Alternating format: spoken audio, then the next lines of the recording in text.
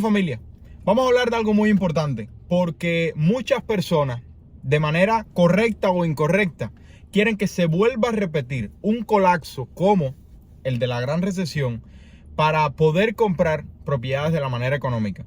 Y te voy a decir lo que acaba de publicar este artículo, súper importante, de qué mano viene el artículo, compartido por Nick Timiraos, que para los que no saben, Nick Timiraos es prácticamente la abuelita chismosa de la Reserva Federal. Supuestamente tiene un grupito de WhatsApp y le dicen a Nick Timiraos qué es lo que debe decir para que el mercado se vaya preparando. Y voy a compartir contigo dónde debe encontrarse el mercado para volver a ver una catástrofe como la del 2008 para todo aquel que quiere comprar una casa barata. Por favor, quédate hasta el final del video porque vamos a hablar acerca de las diferentes intervenciones que ha hecho el gobierno en el mercado inmobiliario, cómo lo afecta, cómo lo beneficia y por lo tanto la influencia que puede tener en el 2023 y hasta dónde puede caer. Como bien sabemos, la Reserva Federal de Dallas dijo anteriormente que los precios de las propiedades deben caer entre 15 y 20% y vamos a ver qué es lo que dice este nuevo estudio. Dice Nick Timiraos de la Reserva Federal: hipotecas bajo agua pueden ser un grave peligro, pero ¿por qué esta caída no será como la del 2008? Dice: el boom de la pandemia se acabó, pero el sistema financiero es diferente y no será una caída de los precios de la misma manera, y vamos a ver cuánto se necesita para volver al problema que tuvimos en el 2008. Dice: pasamos de los préstamos Ninja Loans o No Income, No Assets, No Jobs. O sea, los prestamistas prácticamente no verificaban ninguna de la información que el supuesto comprador preparado pedía, con bajo crédito, con falta de ingreso, con falta de riqueza, con falta de ahorro y con todo tipo de problemas que ocasionó una burbuja total en el sistema financiero que estaba totalmente corrupto. Y de ese momento hemos visto que ahora los estándares de préstamos son mucho más altos. De hecho, muchos de los clientes con los que trabajamos, y me imagino que ustedes también, tuvieron en los últimos 2 años el grandísimo problema de la competición tan fuerte que existía, donde prácticamente poner una oferta con un préstamo FHA era ser denegado. ¿Por qué? Porque el vendedor tenía tantas ofertas de mayor calidad que decía: ni siquiera me presente los FHA, que eso no los voy a mirar. Que me pague el que mejor préstamo tenga, o mejor aún, el que tenga más dinero para ofrecer, o el que tenga total efectivo para ofrecer. Por supuesto, yo siempre les expliqué mi opinión al respecto: buscar propiedades con más tiempo en el mercado para encontrar un vendedor motivado y poder comprar propiedades de la manera correcta, y espero que la hayamos asistido. Sin embargo, desde el pico que tocamos en el mes de junio en el precio de la propiedad, hemos caído suficiente como para crear, según el estudio, 8% de las hipotecas otorgadas en el 2022 bajo agua. Un grave peligro que se vio en la crisis de la Gran Recesión inmobiliaria. ¿Por qué? Porque cuando tú estás pagando una deuda, tú tienes el deseo, específicamente en el mercado inmobiliario, la mayoría de las personas tienen una deuda en un vehículo que están pagando un balance más alto que el valor real del vehículo, porque sabemos que los valores de los vehículos normalmente pierden valor en el momento que lo saca del dealer. En los últimos 3 años ha sido totalmente diferente. Pero en el mercado inmobiliario, el consumidor paga un balance, paga un préstamo con la idea de que la propiedad va subiendo de valor. Pero ¿qué ha sucedido? Desde que cayó el precio de la propiedad, desde el mes de junio hasta la fecha, se ha creado una totalidad de 8% de las hipotecas otorgadas, de las compras otorgadas en el 2022 bajo agua. O sea, la propiedad vale menos que la hipoteca que tiene el comprador. Sin embargo, solo el 0.96% del total de las hipotecas se encuentra bajo agua o en plusvalía negativa. Que ojo, es un grave problema para el sentimiento del consumidor. Pero te voy a explicar durante el video por qué, de la manera que yo lo veo, no es una gran amenaza aún. Vamos a continuar. Dice: Del 2006 al 2009 vimos el precio de las propiedades caer 28%, dependiendo del mercado, pero dejando una totalidad de 11 millones de hipotecas bajo agua. O sea, el problema que acaba de comenzar desde el mes de junio fue, según este artículo, yo voy a explicarte mi opinión personal, según este artículo, se crearon 11 millones de hipotecas bajo agua en el 2009, cuando el precio de la propiedad cayó del 2006 al 2009 28%. O sea, las propiedades valían menos que lo que la hipoteca tenía. Y esto comenzó a crear fallos en los pagos. Y aquí es donde yo tengo que poner mis 2 centavos. El fallo de los pagos no se dio de manera masiva porque el consumidor tenía equidad negativa o plusvalía negativa, o que la propiedad estaba bajo agua, o sea, que el valor de la propiedad era menor que la hipoteca. El grave problema se dio por el aumento del pago mensual en el momento que se reiniciaron las tasas de interés ajustables. El asesino terminal del mercado inmobiliario, que sin duda alguna estaba en una burbuja, el sistema financiero estaba corrupto, se estaban otorgando préstamos de mala calidad a personas que no estaban preparadas, y eso trajo una inflación en el mercado inmobiliario que, en el momento que la tasa hipotecaria de interés variable se reinició, el pago mensual de estos millones de hipotecas aumentó, haciendo que mamá y papá tuvieran más y más problemas para poder pagar. No fue la equidad negativa o la plusvalía negativa o la propiedad bajo agua, fue el aumento del pago mensual el que comenzó a crear problemas, dando resultado a la gran recesión.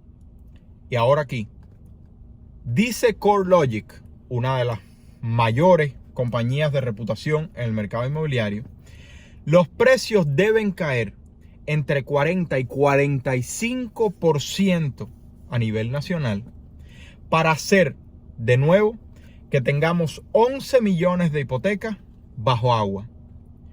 O sea, la relación de plusvalía contra la deuda hipotecaria. Para que tengas una idea, tenemos ahora 0.96% de propiedades en la totalidad bajo agua. Está diciendo CoreLogic que el precio de la propiedad debe caer entre 40 y 45% para volver a crear 11 millones de hipotecas bajo agua, como sucedió en la gran recesión, para volver a ver una catástrofe de ese tipo. Que ojo, de nuevo, yo espero que ninguno de ustedes deseen que eso suceda por el mero bien de poder ustedes comprar una propiedad económica. Pero vamos a continuar para que veas qué interesante se pone este artículo. Cosas que yo no me sabía a la fecha, simplemente me sabía la idea general y espero que aquí te sirva. Dice, hubo una corrupción en el sistema financiero y en el momento del colapso, el gobierno tuvo que intervenir. De la manera que yo lo veo, el gobierno ya estaba interviniendo, haciendo que el sistema estuviera corrupto. Lo que hizo fue que el gobierno se arregló, por así decirlo de alguna manera, la manera en la que intervenía. No fue que dejó, que no intervenía e intervino en el momento que hubo un problema. No. Mi opinión es que el gobierno sabía lo que estaba sucediendo. Lo que pasa es que cambió la manera de intervenir cuando el colapso fue tan grave. Y dice, en septiembre del 2008, el gobierno, para salvar el mercado y para comenzar a limpiar un sistema financiero corrupto, crea una manera de, mediante el gobierno federal, con el control de la FHFA, poder administrar a Fannie Mae y a Freddie Mac, una de las dos mayores instituciones federales, o sea, las dos mayores instituciones federales que compran tus préstamos y mis préstamos en el segundo mercado hipotecario. Recuerda que a ti y a mí los bancos nos dan en el primer mercado las hipotecas que tú y yo compramos, pero enseguida cogen y las venden. ¿Dónde las venden? A estas instituciones en la mayoría de los casos, Fannie Mae y Freddie Mac. Eso fue lo primero. En septiembre del 2008, el gobierno federal toma control de Fannie Mae y Freddie Mac para tratar de poner control y limpiar el sistema financiero de hipotecas. En julio del 2010 se firma, perdón, se me fue otro gallo. Yo no sé por qué se me dan tantos gallos. No puede ser posible que se ponga, ya dejó de pitar el carro.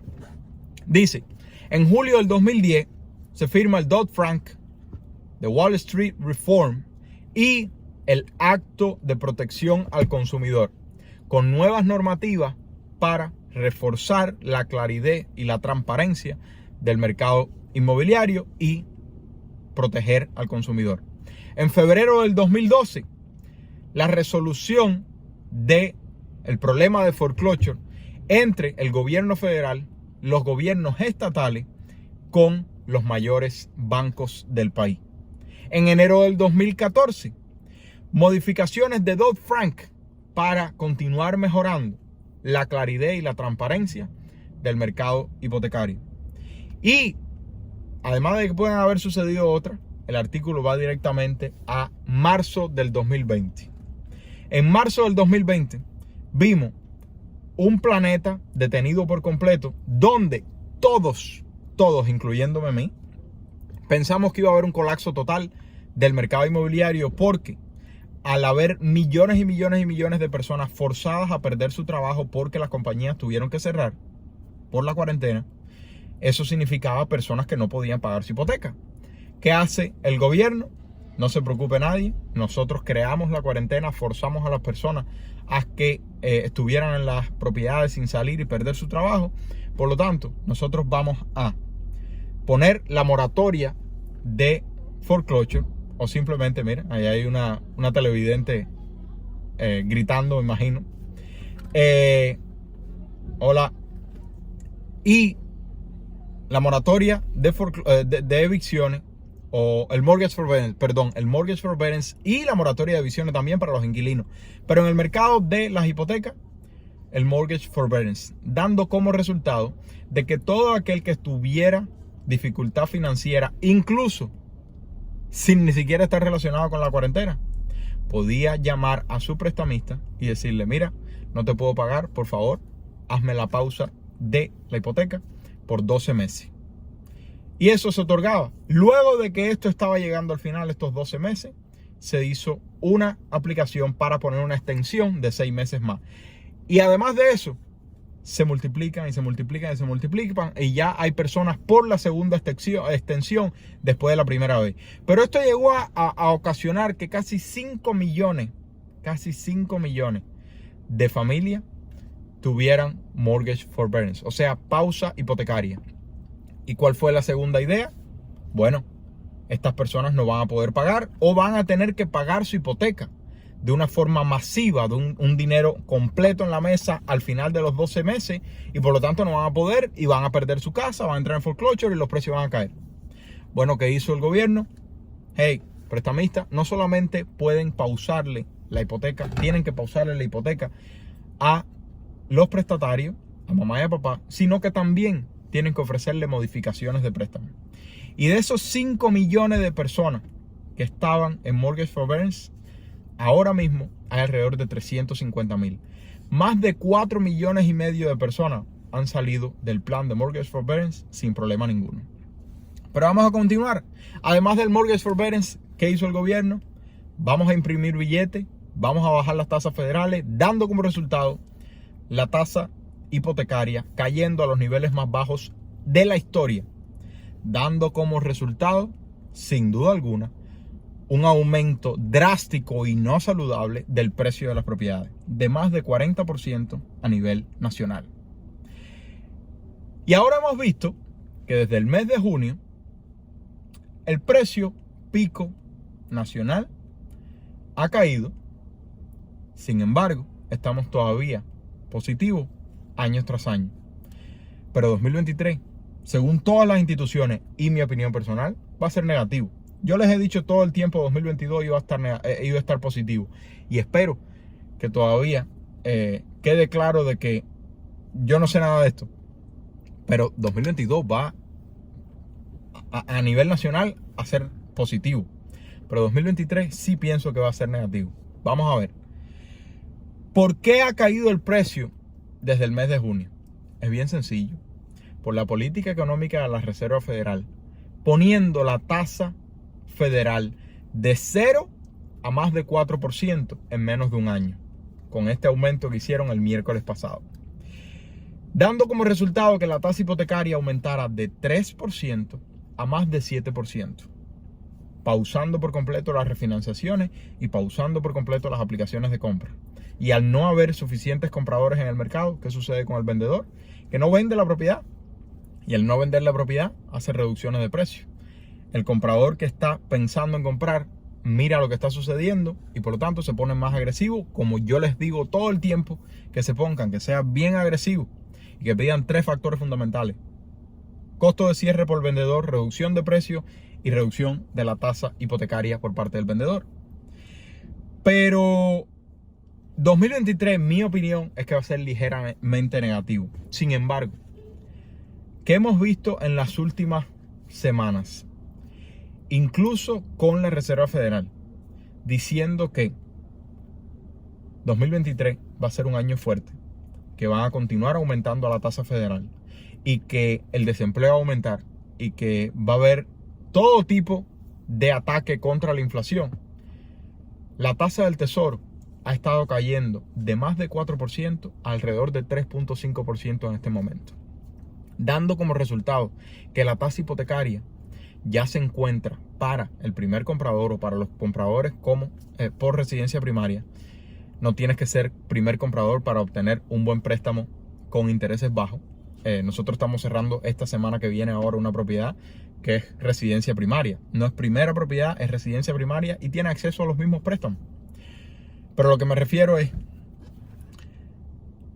en las últimas semanas la tasa hipotecaria ha bajado, estando ya por los bajos 6 o los altos 5. Después de haber tocado casi 8% a nivel nacional, dando como resultado que en las últimas semanas vimos que el precio de venta aumentó, según el reporte de Redfin. Mañana tú y yo podemos entrar al vivo, reporte en vivo de Redfin, a las 9 de la noche de la Florida o 6 de la tarde de California, a ver cómo se comportó la última semana.